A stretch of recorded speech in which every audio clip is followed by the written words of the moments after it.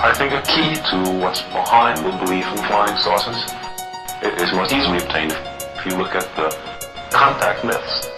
There are several hundred people in the United States who claim to have personal contact with the inhabitants of flying saucers who have landed.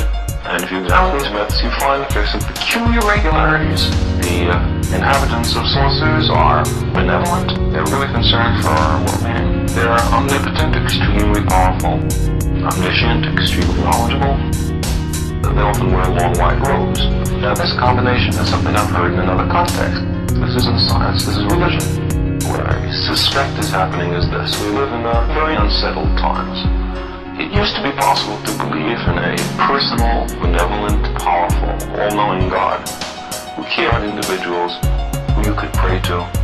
But now, there's very few people who really believe that, I think. Science, for good or for ill, has destroyed a lot of the traditional theologies.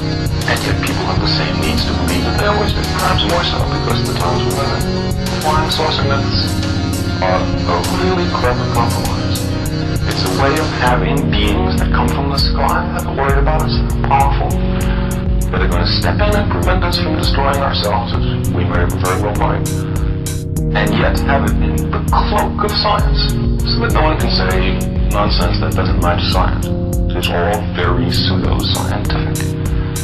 I would think that at least for the contact myths, and probably for a lot of the events of people who just see things and understand flying overhead, that what's involved psychology and theology, and not so much to the physical sciences, which is at all connected with the possibility of extraterrestrial life.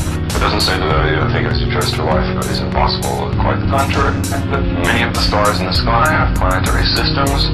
We know enough now about the origin of life to make it appear likely that life arises naturally on the vast bulk of these planets.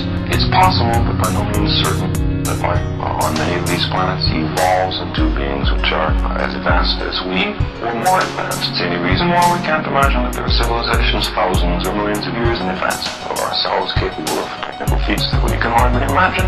If you would believe, as the flying saucer cultists would have us believe, that the majority of the saucer reports are due to visitations, they have a very strange situation. I mean, several spaceships are coming to the Earth over interstellar distances every day, as if then the anthropologists in the world would converge on one of the Andaman Islands in the Indian Ocean because they just invented the fishnet there or something. I think it's much more reasonable if you want to speculate on the possibility of extraterrestrial intelligence that are very rare visits from extraterrestrials to the Earth. There's no evidence for this. I just say that's not implausible. But to have several visits a day, I think is straining credulity.